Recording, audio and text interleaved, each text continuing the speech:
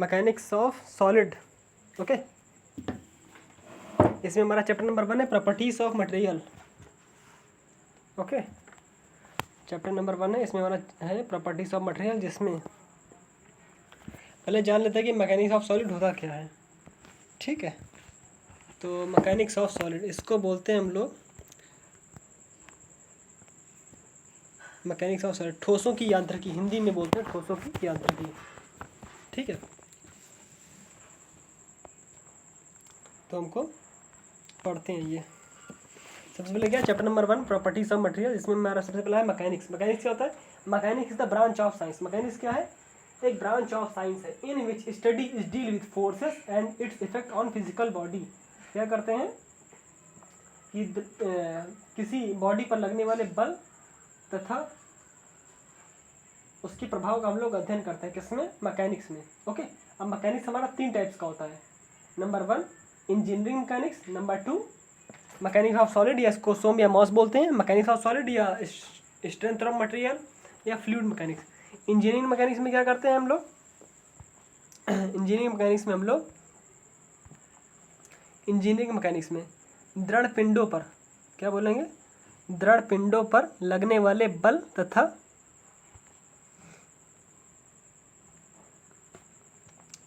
दृढ़ पिंडों पर मतलब रिजिड बॉडीज पर लगने वाले बल तथा उसके प्रभाव का हम लोग अध्ययन करते हैं। ठीक है, मोस या सॉम क्या होता है? इसको इसमें हम लोग विरूपित पूर्ण मतलब डिफॉर्मेबल बॉडी, मतलब ऐसी बॉडी जो दबाने पर दब जाए, अगर ज़्यादा फोर्स लगाए तो दबाने पर दब जाए, तो क्या बोलेंगे? डिफॉर्मेबल बॉडी पर लगने वाले बल तथा उसके प्रभाव का अध्ययन करते हैं। फ्लूइड मैकेनिक्स क्या बोलेंगे कि ऐसी बॉडी जिसमें हम लोग क्या करें, फ्लूइड मतलब द्रव पर लगने वाले बल तथा उसके प्रभाव का अध्ययन करते हैं, उसको हम लोग बोलते हैं फ्लूइड मैकेनिक्स। ओके, तो ये लिखा है study of forces on rigid body, study of force on deformable body और study of forces on fluid. Okay, and its effect, इसका हम लोग कहते हैं। सबसे अगला हमारा प्रॉपर्टी है, सबसे पहला प्रॉपर्टी हमारा इलास्टिसिटी। क्या बोलते हैं इसको? इलास्टिसिटी।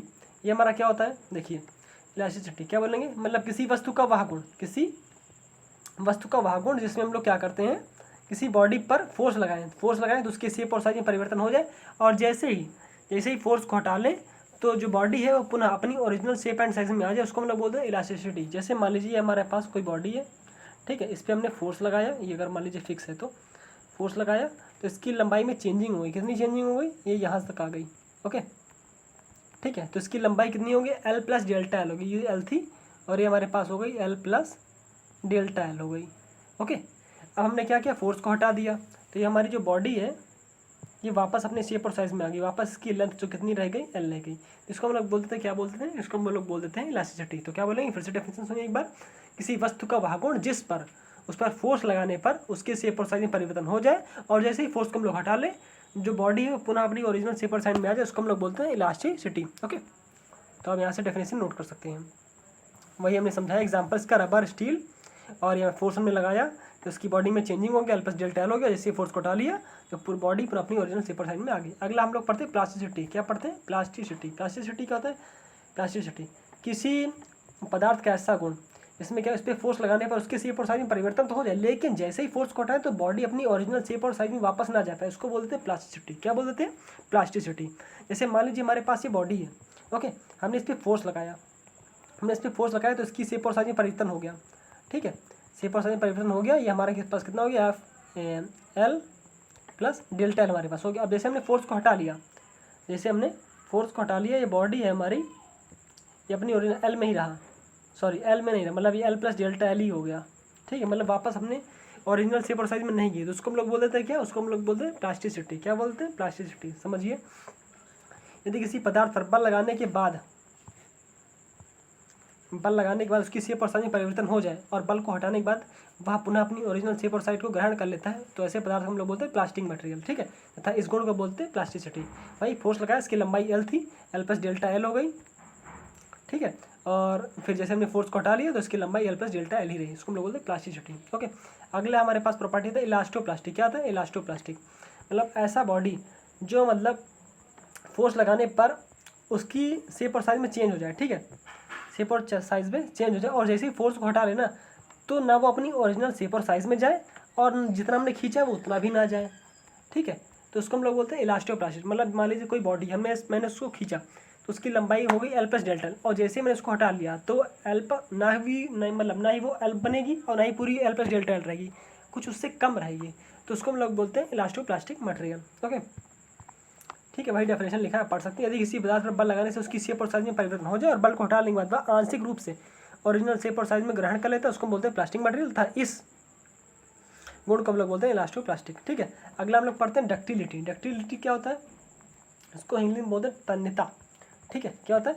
किसी पदार्थ का ऐसा गुण, इसमें क्या करें, किसी बॉडी पर तनाव बल लगा कर, कौन सा बल लगा कर? तनाव बल, इसको हिंदी में बोलते हैं टेंसाइल फोर्स। कौन सा?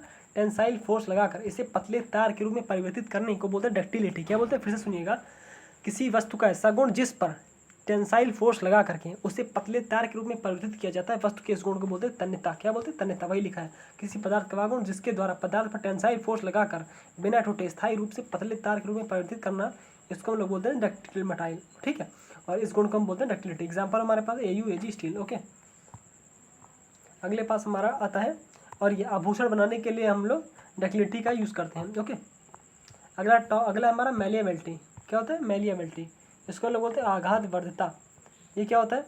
मतलब किसी वस्तु का वह गुण जिसमें हम क्या करें, जिससे किसी वस्तु को हथौड़े से पीट कर, ये हमारे पास मान लीजिए कोई हथौड़ा हो गया, इस पर हमने किसी बॉडी को पीटा तो ये हमारा पतली चादर के रूप में परिवर्तित कर दिया, तो इसको हम लोग क्या बोलते हैं? मैलिएबिलिटी।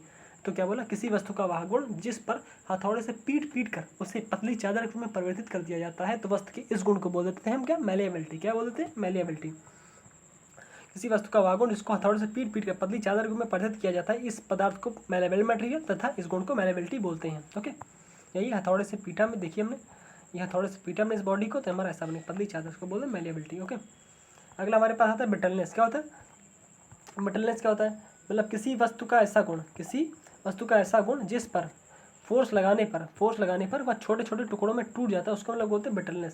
जैसे मान लीजिए हमारे पास कोई चौक है, उसके हमने फोर्स लगा के छोटे छोटे टुकड़ों में टूट गया, मतलब बिना किसी प्लास्टिक डिफॉर्मेशन के, मतलब वो कुछ बढ़ा भी नहीं, ऐसे ही टूट गया। ओके, जैसे हमारा डक्टिलिटी होता था, उसमें पहले उसको खींचते थे, तब वो जब पतला होकर के टूटता था उसको बोलते हैं डक्टिलिटी। ब्रिटलनेस क्या होता है?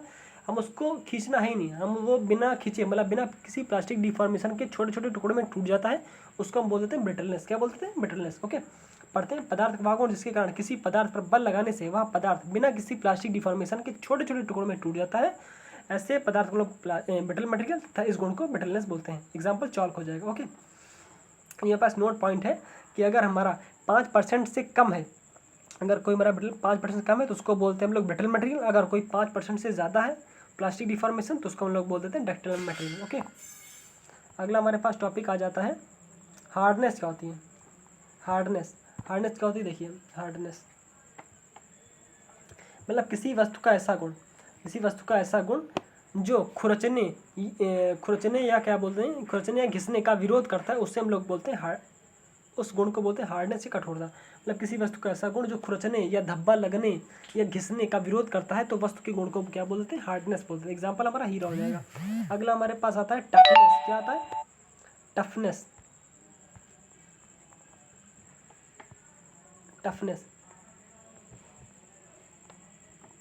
किसी वस्तु का ऐसा गुण जो क्या करे, जो झटके और कंपन, ठीक है, जो झटके और कंपनों का विरोध करता है, उससे हम लोग बोलते हैं टफनेस। क्या बोलते हैं? टफनेस। किसी वस्तु का वह गुण जो बिना टूटे, ठीक है, झटकों और कंपनों का विरोध करता है, उससे हम बोलते हैं टफनेस। फ्लेक्सिबिलिटी क्या होता है? मतलब किसी वस्तु का ऐसा गुण जिस पर उस पर फोर्स लगा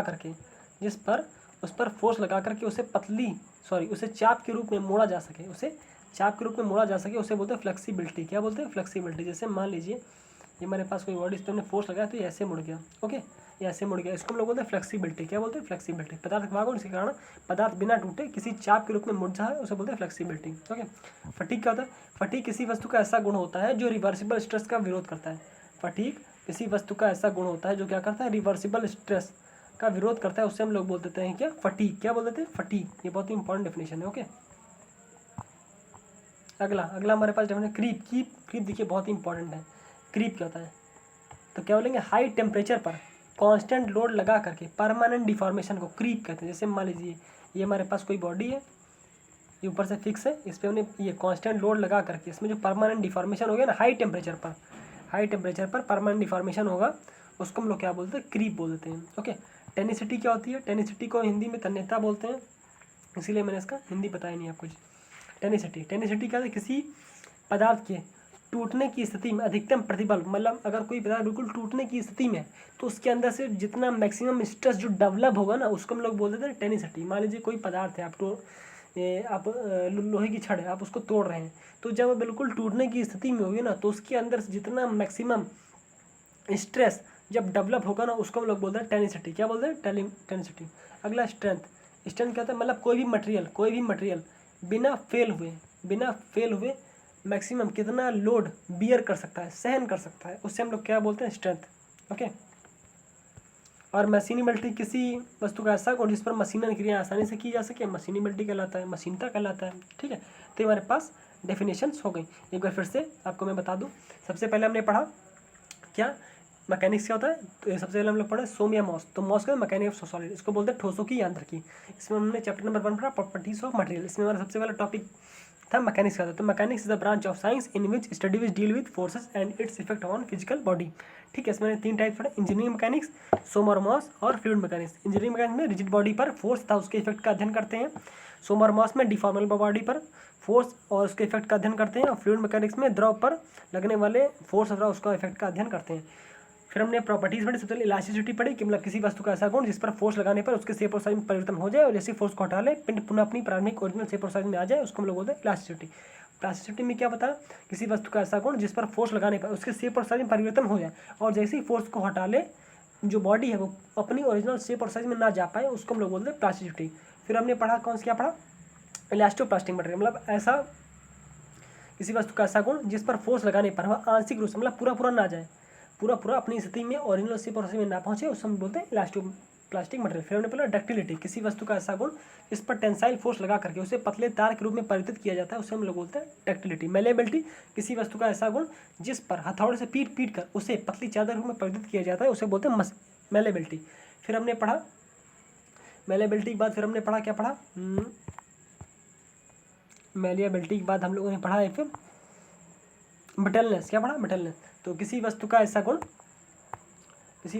गुण जो क्या करता है, जिस पर फोर्स लगा करके बिना किसी प्लास्टिक डिफॉर्मेशन के वो छोटे छोटे टुकड़ों में टूट जाता है, उसे बोलते हैं ब्रिटलनेस। फिर हमने पढ़ा हार्डनेस, किसी वस्तु का ऐसा गुण इस पर मतलब जो खुरचने, घिसने या धब्बा लगने का विरोध करता है, उसे बोलते हैं हार्डनेस। फिर हमने क्या पढ़ा? फिर हमने पढ़ा टफनेस, किसी वस्तु का ऐसा गुण जो क्या करे, जो झटके और कंपनों का विरोध करता है। ठीक है, जो झटके और कंपनों का विरोध करता है बोलते हैं टफनेस। फिर हमने पढ़ा फ्लेक्सिबिलिटी, किसी वस्तु का ऐसा गुण जो क्या करे, जिसके पर फोर्स लगा करके उससे हम पतली चाप मतलब एक चाप के रूप में मोड़ दे, उसे हम लोग बोलते हैं क्या? फ्लेक्सिबिलिटी। ठीक है, फिर हम लोगों ने क्या पढ़ा? फटीग, मतलब ऐसे किसी वस्तु का ऐसा गुण जो क्या करे, रिवर्सिबल स्ट्रेस का विरोध करे, उसे बोलते हैं फटीग। फिर हमने पढ़ा क्रीप, हाई टेम्परेचर पर कांस्टेंट लोड लगा करके परमानेंट डिफॉर्मेशन को क्या बोलते हैं? क्रीप। फिर टेनिसिटी पढ़ा, टेनिसिटी क्या होता है? जब किसी बॉडी पर हम लोग फोर्स लगा रहे हैं तो उसके अंदर से मैक्सिमम जो टूटने की स्थिति में होता है तो उसके अंदर से जितना मैक्सिमम स्ट्रेस डेवलप होता है उसको हम लोग बोलते हैं टेनिसिटी। फिर हम लोगों ने पढ़ा क्या? स्ट्रेंथ, कि बिना फेल हुए कोई भी मटेरियल मतलब बिना फेल हो जितना अधिकतम लोड वो बियर कर सकता है, उसको हम लोग बोलते हैं उसकी स्ट्रेंथ। फिर हमने पढ़ा मशीनिबिलिटी, किसी वस्तु का ऐसा गुण जिस पर मशीनन क्रिया आसानी से की जा सके, उसे बोलते हैं मशीनिबिलिटी। ठीक है, आई होप मुझे आशा है कि आप लोग को ये वीडियो पसंद आ गया। पसंद आया तो लाइक करिए, शेयर करिए, सब्सक्राइब करिए चैनल को। Thank you very much.